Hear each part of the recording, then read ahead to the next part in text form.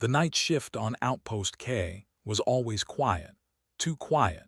The station floated at the edge of mapped space, far from trade lanes and even farther from attention. Most people who lived there did so because they wanted to be forgotten. Ethan Cole was one of them. He sat alone in his small living unit, the lights dim, a cup of reheated synth coffee cooling in his hands. Outside the narrow viewport, stars drifted slowly, cold and distant. The station's internal clock said it was past midnight, but time meant little this far out. Days blended together just like Ethan wanted. He had once been a soldier in the Terran Expeditionary Forces. Once, he had worn armor and carried a rifle across alien worlds. Once, people had relied on him. Now he repaired environmental systems, checked pressure seals, and kept to himself. The station was under night lockdown. No movement between sectors, no visitors, no exceptions. That was why the sound made no sense. A knock, not a buzz, not an alert. A physical knock on his door. Ethan froze. His fingers tightened around the cup. The knock came again, slow, careful, as if whoever stood outside knew exactly how strange this was. No one should be there. His first thought was a system error. His second was worse. He stood up quietly and set the cup aside. His right hand moved to the small locker beside the door. Inside was an old service pistol. It was legal on the frontier, but Ethan had not fired it in years. He checked the charge, steady and calm, the way training never quite left him. "Who's there?" he asked, keeping his voice level. There was a pause, then a voice replied through the door panel. The translator struggled for half a second before smoothing the words into basic English. "I need a favor." The voice was not human. Ethan's breath caught. Alien species rarely came this far out unless they had a reason, and none of those reasons were good. He moved to the side of the door, away from the center, and tapped the panel to activate the external camera. The screen flickered to life. A figure stood in the corridor. Tall but unsteady. Slim limbs wrapped in a dark cloak torn at the edges. The lighting was poor, but Ethan could see faint traces of blue along her skin and the shape of her eyes, larger than a human's, glowing softly. She leaned heavily against the wall, one hand pressed to her side. Dark fluid seeped between her fingers. She was injured. More alarming was the symbol pinned to her cloak. Even with the dim light, Ethan recognized it. A seven-pointed star encircled by a silver ring. Royal insignia. Ethan swore under his breath. Her species, the Larathi, were one of the oldest spacefaring civilizations in the region. Powerful, proud, and not friendly toward humans. Officially, relations were neutral. In reality, humans were tolerated at best and dismissed as fragile at worst. A Larathi royal should not be bleeding in a forgotten human outpost corridor. She shifted her weight, clearly struggling to stay upright. "Please," she said again. "I will not survive much longer out here." Ethan hesitated. Opening the door could ruin his quiet life. It could draw attention. It could get him arrested or worse. Leaving her there would mean death. With a sharp exhale, he unlocked the door. It slid open with a soft hiss. She almost fell inside. Ethan caught her by instinct, the pistol forgotten as he supported her weight. She was lighter than she looked, her body warm despite the chill of the corridor. "Easy," he said, guiding her to the small couch. "Sit." She collapsed onto it, breathing hard. Up close, her injuries were worse. A deep cut along her side, likely from an energy blade. Burn marks along her shoulder.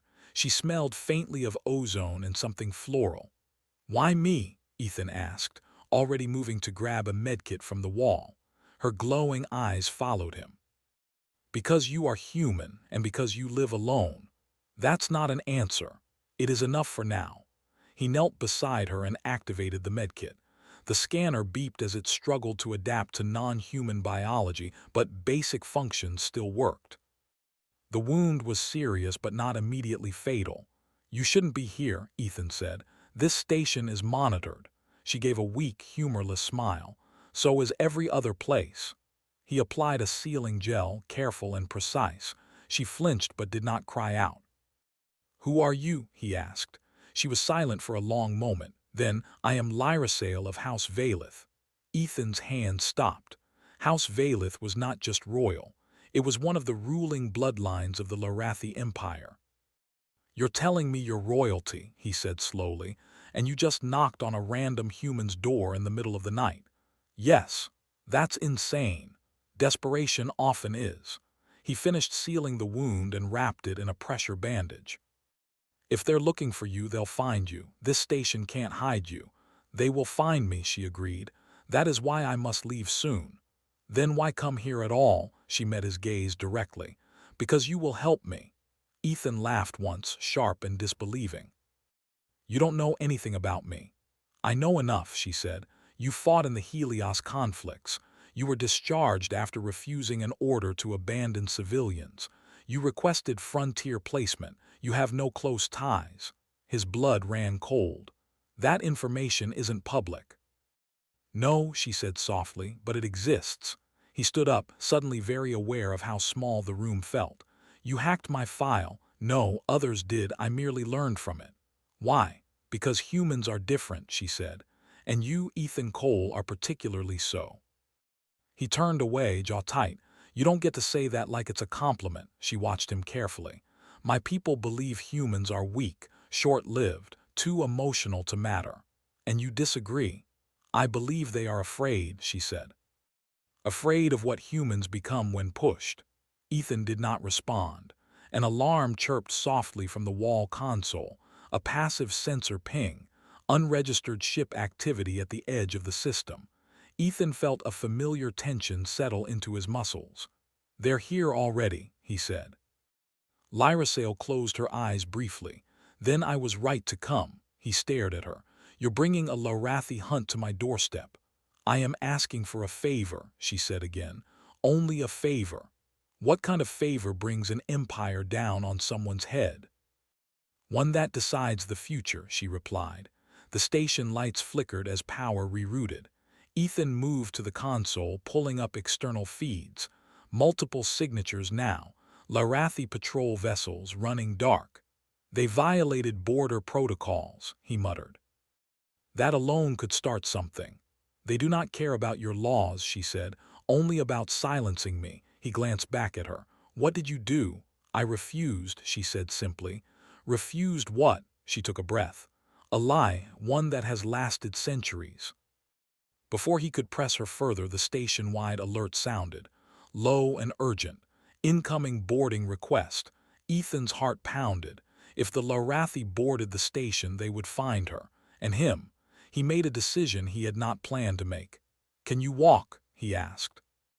"Not far," she said. "Good enough." He moved quickly, grabbing a jacket and a small pack from the locker. He disabled his door log and wiped the last few minutes of internal camera data. "What are you doing?" she asked. "Helping you," he said. "For now." Her eyes widened slightly. "You do not know what you are choosing." "I know exactly what I'm choosing," he replied. "I've done it before." He helped her to her feet and guided her toward the maintenance hatch hidden behind a wall panel. The station was old, full of forgotten paths. As they disappeared into the narrow passage, the sound of heavy footsteps echoed in the corridor outside his door. The knock came again. This time it was not polite. And somewhere deep in the station, alarms began to scream. The maintenance tunnel was narrow and cold, lit only by thin strips of emergency light along the floor. Ethan moved carefully, one arm around Lyrasale's back to keep her steady. Her steps were slow, uneven, but she did not complain. Behind them, the sounds of boots and metallic voices echoed through the station corridors. "They are boarding fast," she whispered. "Faster than protocol." "They don't care about protocol," Ethan replied. "They care about you." They reached a junction where 3 tunnels split. Ethan paused, listening. His military instincts guided him more than memory. The station map lived in his head, learned over years of repairs and quiet nights. "This way," he said, turning left. The tunnel sloped downward toward the lower decks, where cargo bays and old hangars sat mostly unused.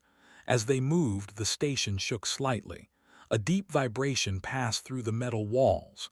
"That's a ship docking without clearance," Ethan muttered. "They're forcing it." Lyrasail's grip tightened on his sleeve. "If they take me alive, they will erase everything I know." "What is it you know?" he asked. She hesitated. "Not here." They reached a sealed hatch. Ethan keyed in an override code. The panel blinked red, then green. The hatch slid open, revealing an old cargo bay filled with shadows and dust. Crates sat stacked and forgotten. At the far end, a small utility shuttle rested on its landing struts. Ethan felt a spark of hope. "That thing still fly?" Lyrasail asked weakly. "It did last month," he said. "That's good enough." They hurried toward it. Ethan lowered her gently onto the ramp and rushed to the cockpit. He powered up the systems, praying the station logs would not flag the launch immediately. Outside the bay doors, a loud impact rang out.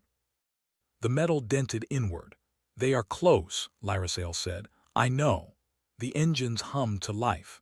Ethan sealed the ramp and strapped her into a seat behind him. As he brought the shuttle off the deck, the bay doors began to open under force. Larathi soldiers flooded the space, weapons raised. Ethan slammed the throttle. The shuttle shot forward just as energy fire streaked past. The bay doors burst open fully, exposing the stars. The shuttle cleared the station with meters to spare. Warning alarms blared. A patrol ship moved to intercept. "Hold on," Ethan said. He dove the shuttle toward the asteroid field surrounding the outpost. The small craft shook violently as debris scraped its hull. Larger ships followed but struggled to match the shuttle's tight turns. "They underestimate human piloting," Lyrasail said faintly. Ethan smiled grimly. "They always do." After several tense minutes, the sensors showed the patrol ships falling back. Either they feared collision or had orders not to risk damage. The shuttle emerged into open space. Ethan set a course away from the system and engaged a short jump. Stars stretched, then snapped back into place. Silence filled the cockpit. Lyrasail let out a long breath. "You have just made yourself an enemy of my empire." Ethan leaned back in his seat. "Wouldn't be the first time someone powerful didn't like my choices." He turned to look at her. Her skin had lost some color and sweat beaded along her brow. "You need rest," he said, "and answers." She nodded slowly. Hours later, the shuttle drifted in deep space, engines low. Lyrasail lay on a narrow bunk in the back, her wound cleaned again and stabilized.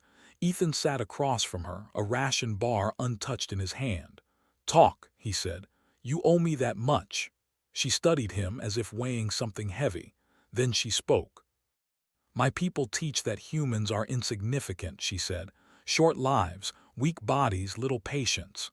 "Yeah," Ethan said, "we've noticed." "But before the Larathi rose to power," she continued, "there were records, old ones. Stories of a species that adapted faster than any other, that survived where others failed." Ethan frowned. "You're talking about us." "Yes, humans were there at the edge of many early conflicts, not leading, watching, learning." "So what changed?" "My ancestors erased those records," she said quietly. "They feared a future where humans would not accept subservience." Ethan clenched his jaw. "So you lied about us for centuries?" "Yes." "And the favor?" he asked. "What does that have to do with this?" She met his eyes. "There is a place, older than my empire, older than yours, a structure beyond mapped space. It responds to humans." Ethan stared at her. "You're saying some alien relic is keyed to humanity?" "Yes, and my people know it. They have always known it." The weight of her words settled heavily. "They plan to destroy it," she continued, "before humans ever learn the truth." Ethan stood and turned away, pacing the small cabin. "And you want me to help you stop them?" "I want you to take me there," she said, "before they do." Ethan laughed bitterly. "You picked the wrong guy. I'm just a mechanic now." She shook her head. "You are a human who chooses others over himself. That is why it will answer you." He stopped pacing. "You talk like this thing is alive." "In a way," she said, "it watches. It waits." A warning beep interrupted them. Long-range sensors lit up. "They found us," Ethan said. 3 signatures appeared, faster ships this time. "They will not stop," Lyrosale said. "Not now." Ethan moved to the controls. "Then we don't run straight." He adjusted the course, sending the shuttle toward a dense nebula cloud. The interference would scramble sensors, but it would also strain the engines. As they entered the cloud, turbulence rocked the shuttle. Colors flashed past the viewport. One of the pursuing ships veered off, losing control. Another followed too closely and collided with charged particles, its shields flaring. The third stayed on them. "Persistent," Ethan muttered. A blast rocked the shuttle, sending alarms screaming. Hull integrity dropped. Lyrosale gripped the edge of her bunk. "If we are captured—" "We won't be," Ethan said firmly. He pushed the engines past safe limits. The shuttle screamed in protest. At the last moment he cut power and let the shuttle drift. The pursuing ship overshot, unable to stop in time. Ethan reignited the engines and slipped away into the nebula's depths. When the danger finally passed, Ethan sagged back in his seat. Lyrosale watched him with something like awe. "You risk everything without hesitation." He shrugged. "Someone once did that for me." They sat in silence for a long time. Finally, Lyrosale spoke again. "If we succeed, the galaxy will change." Ethan looked out at the swirling colors beyond the glass. "Then maybe it's time it did." Far away, unseen, signals spread through space. Orders were given. Fleets began to move. And the lie that had hidden humanity's true potential for centuries began to crack. The shuttle drifted out of the nebula battered but alive.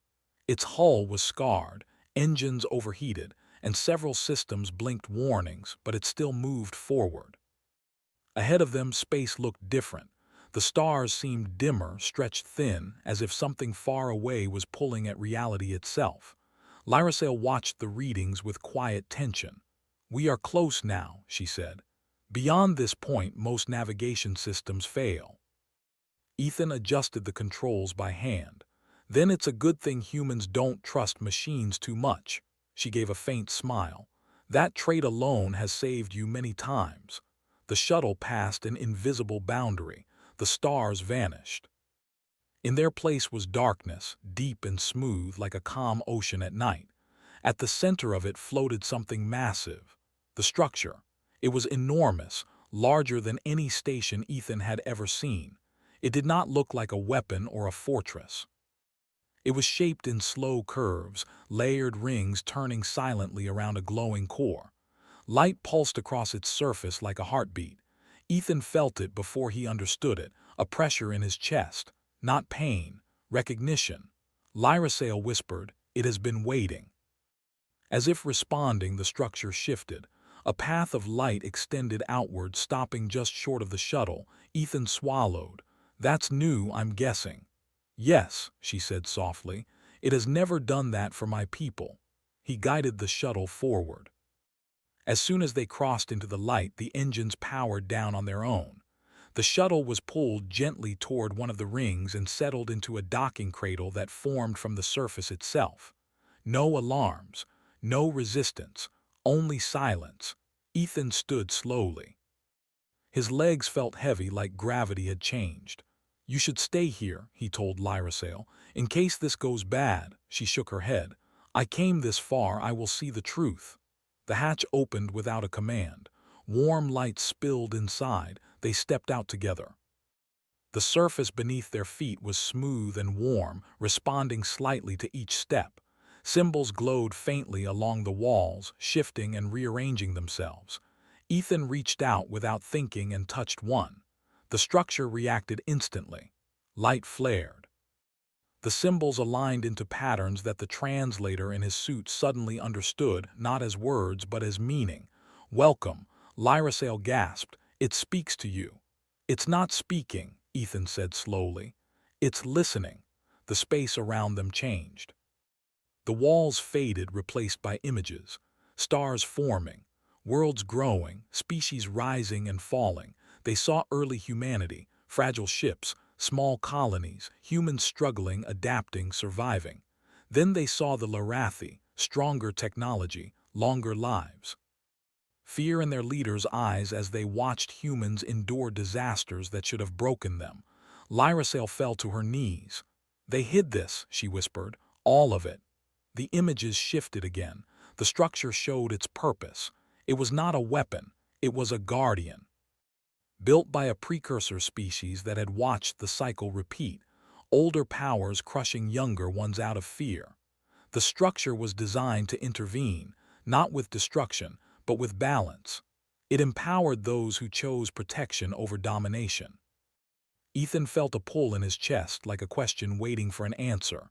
Would you protect those weaker than you? Memories flooded him. Civilians left behind, orders refused, lives saved at great cost. Yes, he said aloud. The structure pulsed brighter. Outside, space rippled. Lyrasail staggered to her feet. "They are here." Ethan turned. Through the translucent walls he saw them, a fleet. Not just patrol ships, but war vessels. Larathi banners gleamed along their hulls. "They brought everything," Ethan said. "They will not listen," Lyrasail said, her voice breaking. Even now. A transmission cut through the silence. A Larathi commander appeared in the air, tall and cold-eyed. "Lyrasail of House Valeth," the commander said, "you are ordered to stand down. Step away from the structure." She lifted her chin. "You fear what it shows, that is why you must be stopped." "You have betrayed your people," the commander replied, "and you have involved a human, an insect playing with relics beyond his understanding." Ethan stepped forward.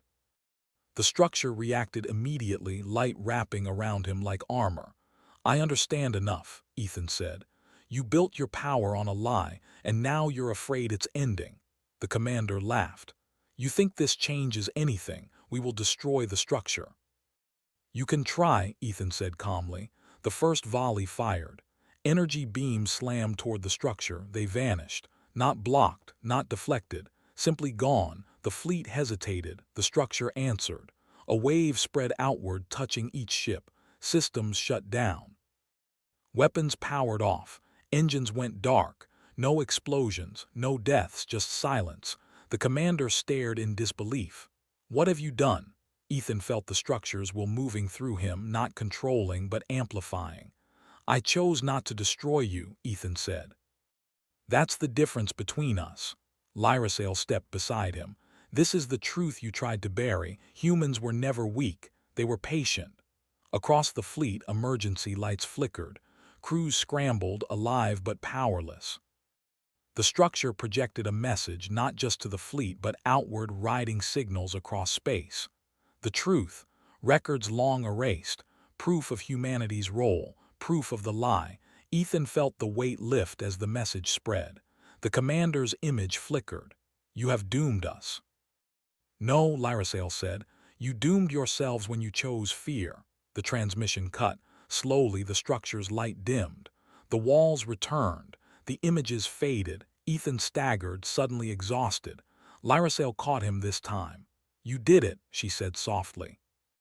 "We did," he corrected. The shuttle was released gently, its systems rebooted, fully repaired. Before they left, the structure gave one final pulse. A simple feeling reached Ethan. You are not alone anymore. They returned to known space, to chaos. News spread faster than fleets. Other species demanded answers. Councils convened. Accusations flew. Humans watched in stunned silence as the galaxy learned who they really were. Lyrasail stood before her people, no longer a fugitive but a witness.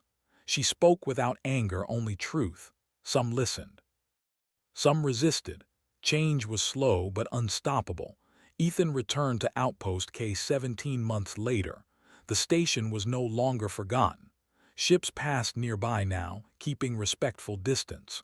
One night he sat again with a cup of coffee, stars drifting past the viewport. There was a knock on his door. He smiled before opening it. This time it was not an empire demanding silence.